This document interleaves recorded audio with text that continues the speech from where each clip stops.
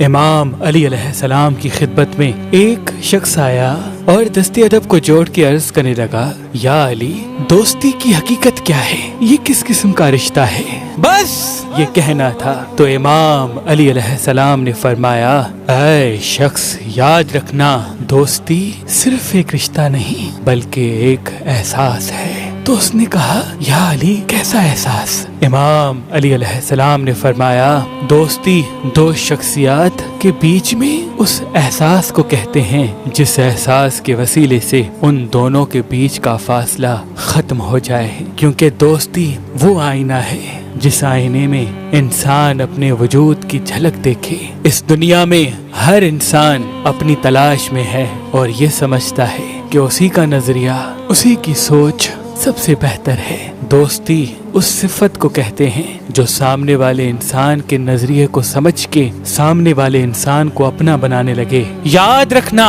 ایک اچھا دوست اپنے وجود میں اپنے دوست کی جھلک دیکھتا ہے، اس کے دکھ کو اپنا اور اپنی خوشی کو اس کا سمجھتا ہے۔ میں نے اللہ کے رسول سے سنا کہ دوستی ہر رشتے کی روح ہے۔ اگر رشتے میں سے دوستی ختم کی جائے تو وہ رشتہ مرنے لگتا ہے۔ ماں اور بیٹے کے درمیان جو ان دونوں کو جوڑے رکھتا ہے وہ دوستی ہے۔ باپ اور بیٹے کے درمیان جو ان دو شخصیات کو ساتھ رکھتا ہے وہ دوستی ہے۔ جو میاں اور بیوی کے درمیان اختلافات کو ختم کر کے ان دونوں کو قریب کرتی ہے وہ دوستی ہے۔